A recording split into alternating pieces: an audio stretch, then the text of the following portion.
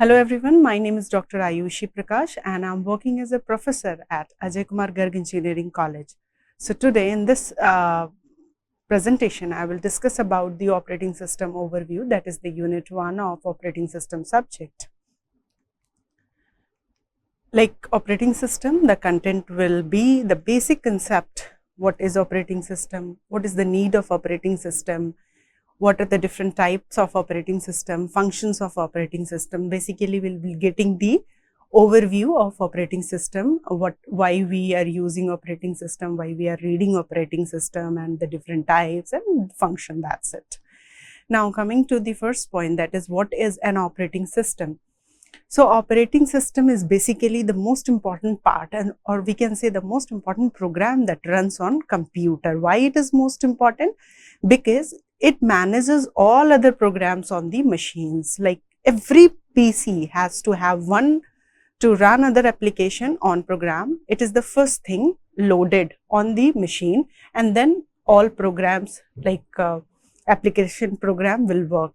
So we can say this is a program or suite of programs that control the entire operations of the computer. This is the software. Operating system, we can see it as a system software.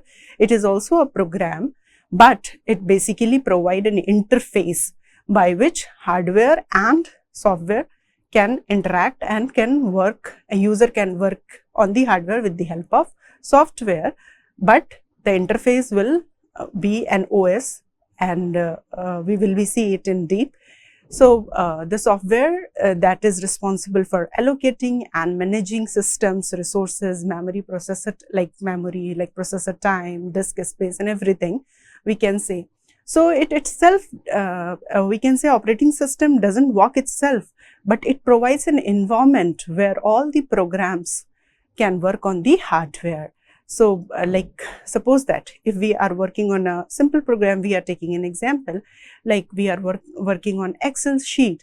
So it is an application program that will run on the machine, but without the system software, that is an OS, it can't work on the hardware. So for each and every application program, we need an interface.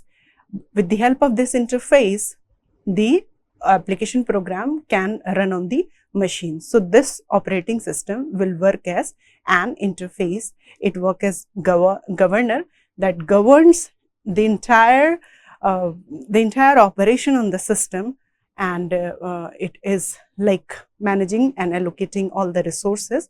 So memory management, if I'm talking about processor time, processing, disk space, everywhere we require an operating system.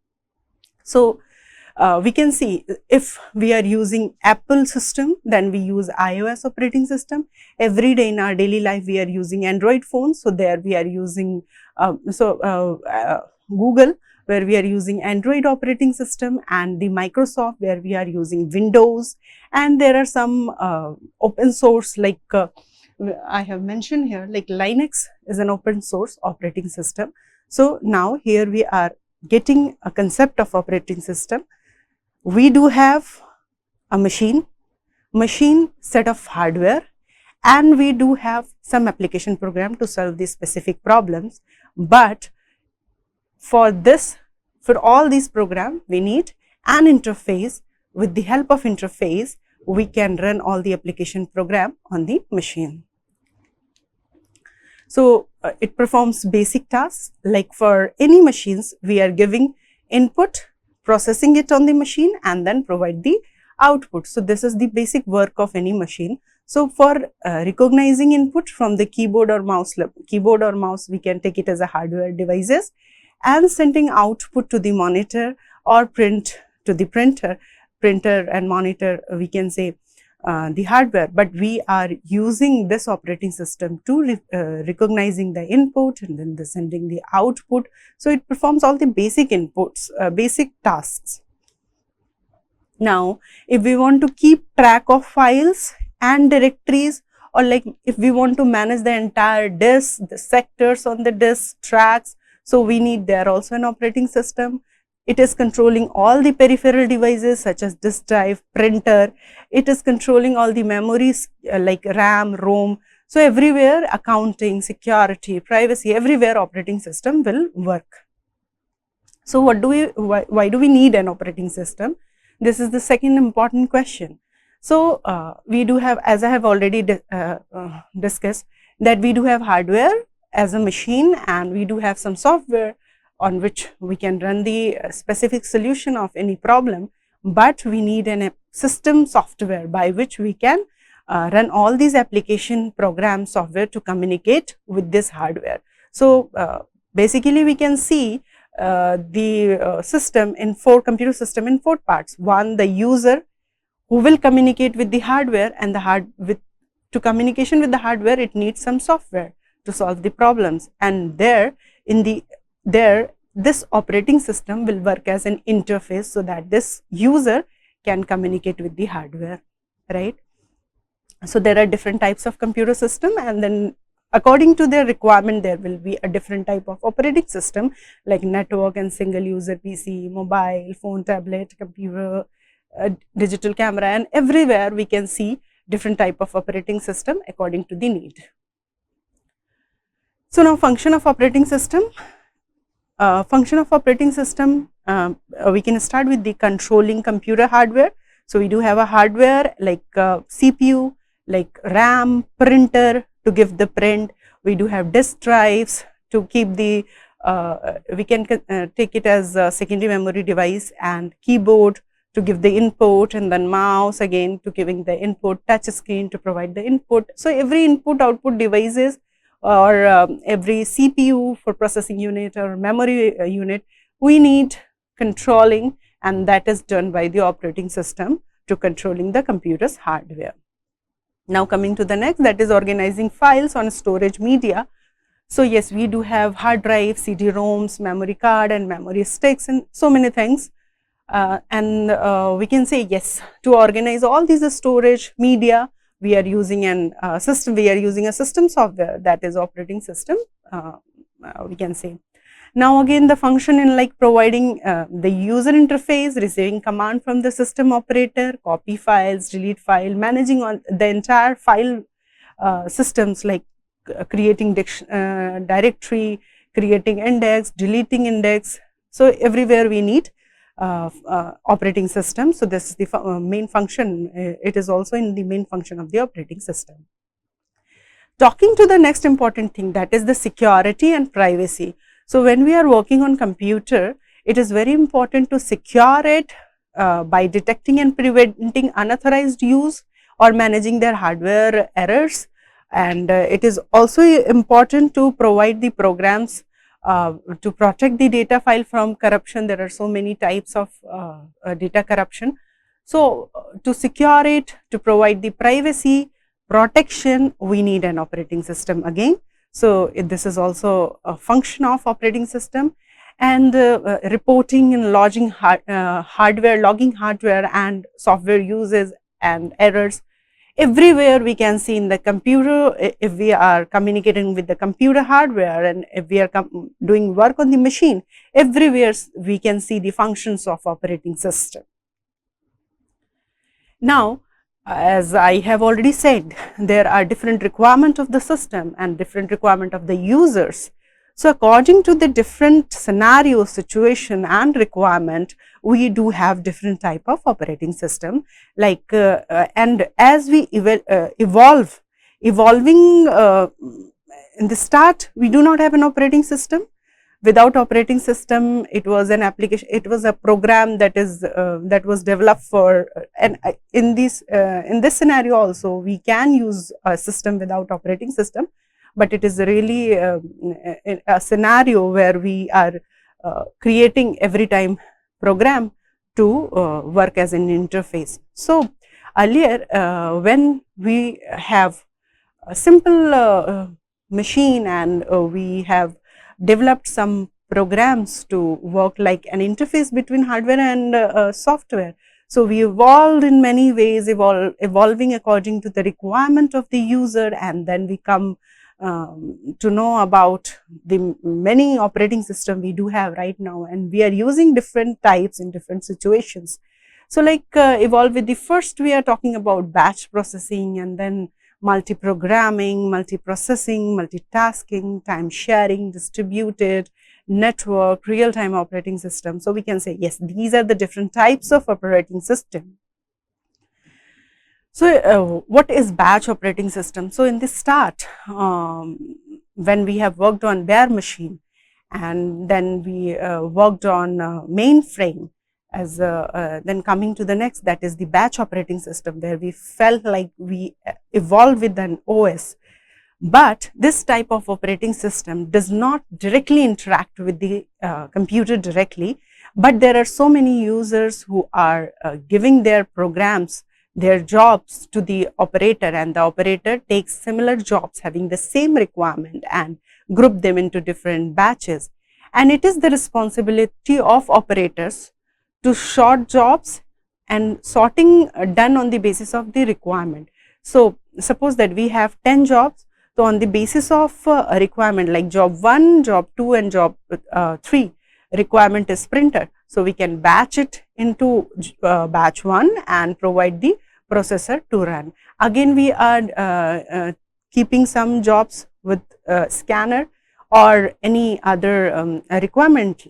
We can keep it in a batch and then run that batch, and accordingly, similarly, we can run all the batches, but here we can save the time by batching all the jobs with similar needs. So there are so many advantages of batching operating system, using batch operating system, like multiple users can share the batch systems, and the idle time for the batch system was very less because we batch together with their requirements, and it is easy to manage large work repeatedly in batch system.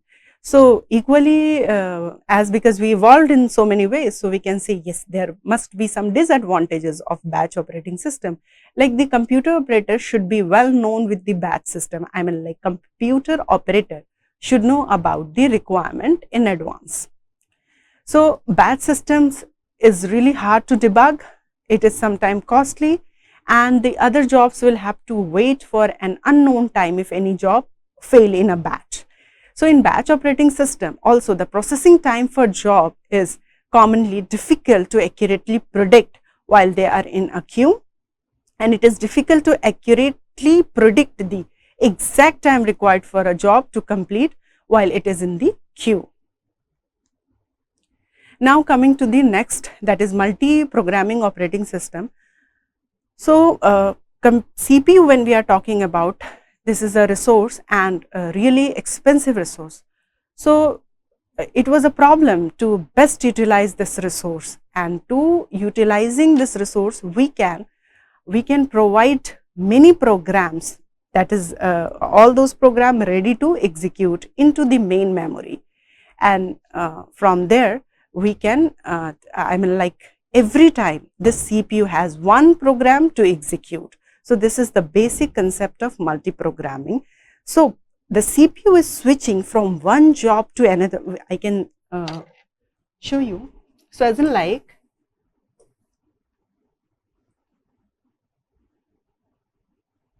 we can see here, suppose that in main memory we have kept all these jobs, that is J1, J2, J3 and so many jobs in main memory to execute. Now these jobs are ready to execute. When CPU is working with J1 job on the J1 job, and at the time when J1 has some other needs other than CPU, like J1 can demand CPU as a resource or input output devices as the resource. So when J1 is working on CPU, it is okay, and when it is requiring some input output device, then in that case CPU will be idle, right? And we do not want to waste CPU as it, because it is very expensive and we want to get maximum throughput.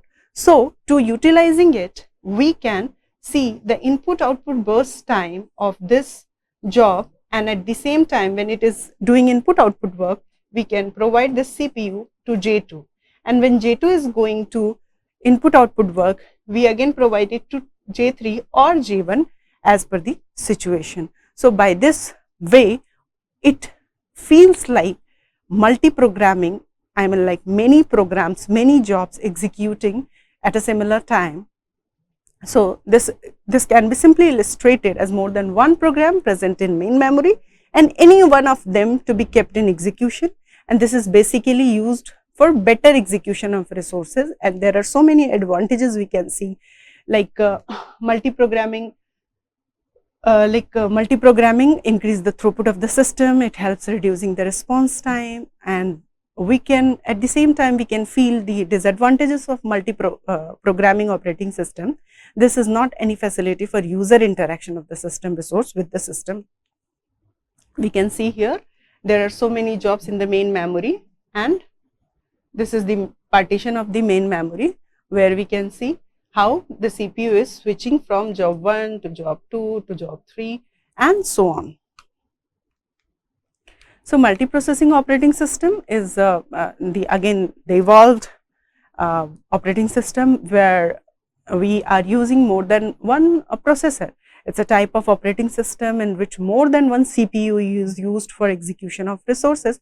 So obviously it gives better throughput of the system, and it increase as an advantage we can say it has several processors. If one processor fail, we can proceed with the another processor. So it provides scalability also, but the disadvantage due to multiple CPU, it can be more complex to manage all the CPU and all the jobs executing on the different CPUs, and somehow difficult to understand also. We can see here now we have one CPU, two CPU, third CPU and so on, so many, and they are sharing their common memory. We do have many processors sharing the same memory.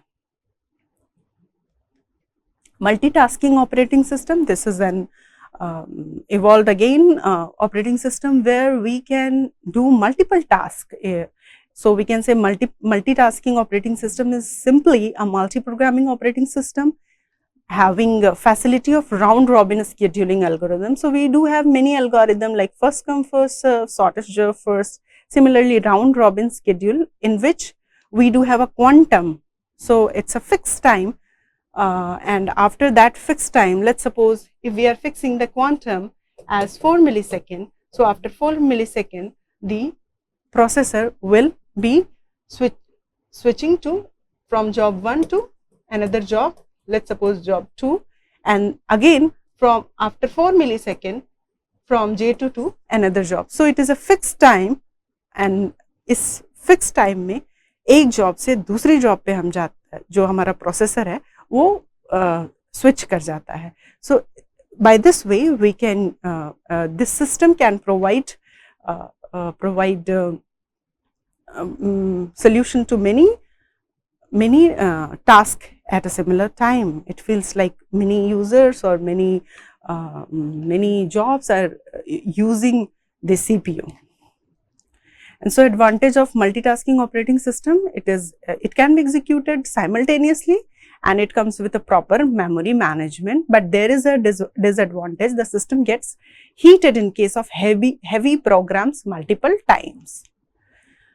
So we can see here browser, Excel, VLC and so many application programs having different process. We can consider it as they are using operating system and one CPU only, but there are all these tasks can execute at the same time. Now time sharing. So each task is given some time to execute so that all the tasks work smoothly.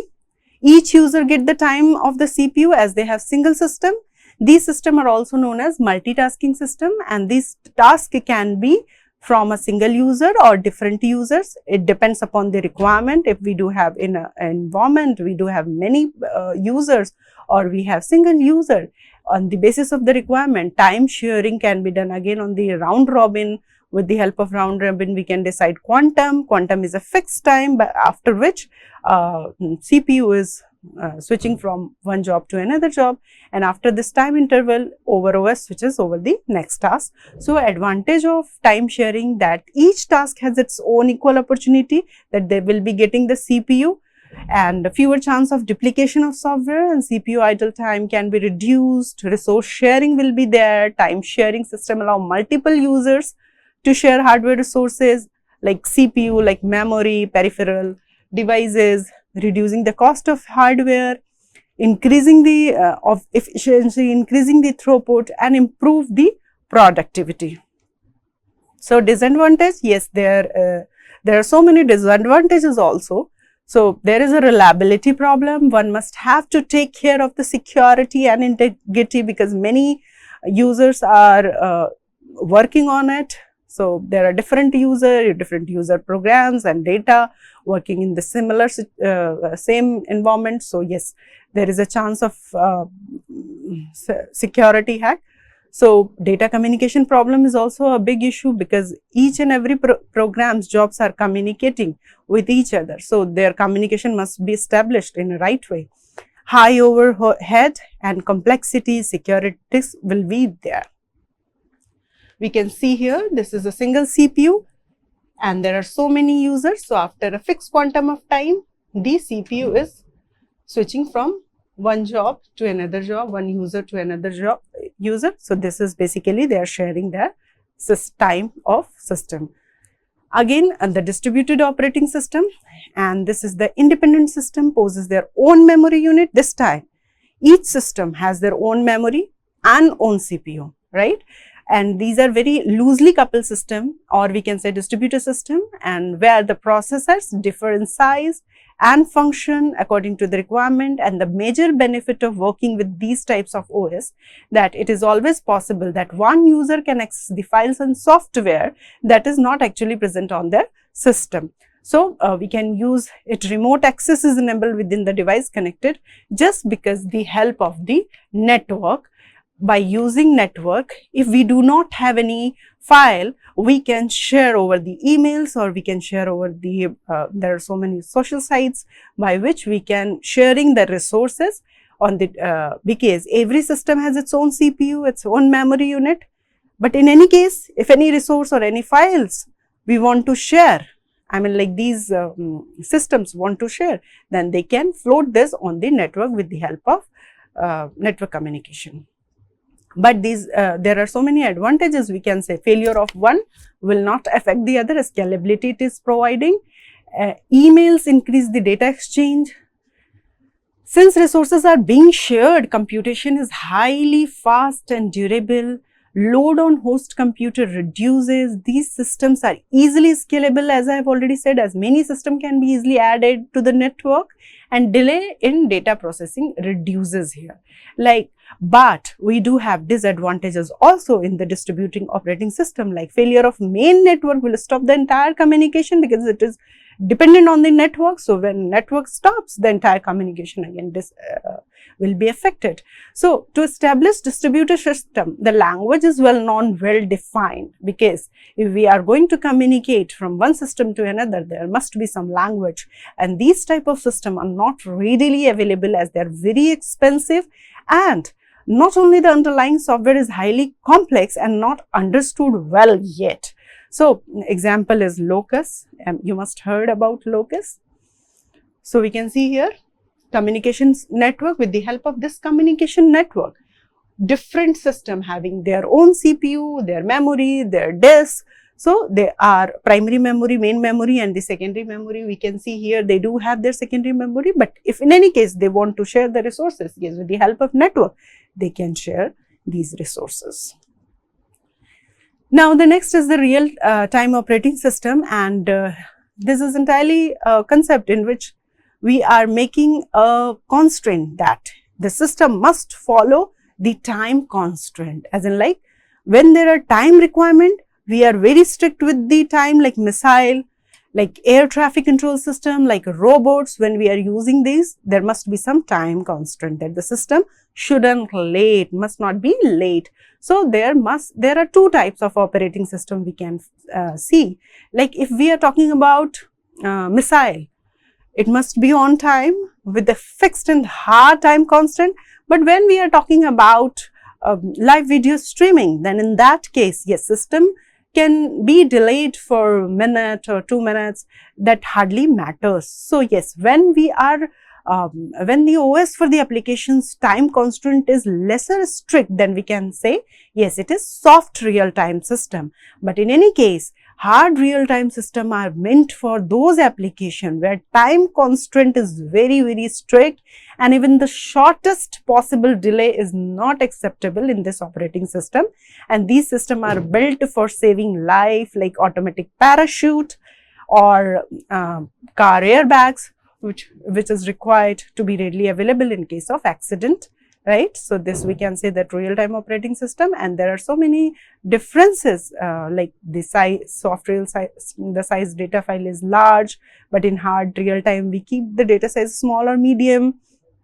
System responses in milliseconds in hard real-time system, but in soft real-time system it response time may be higher. And in hard real-time system, peak load performance should be predictable, but in soft real-time system, peak load can be tolerated. And in the system, safety is critical in hardware real-time system, but not in software that much critical in soft real-time system. Hard real-time system is very restrictive. So if any error occurs, it should be rolled back. But in case of soft real-time system, it is lesser restrictive.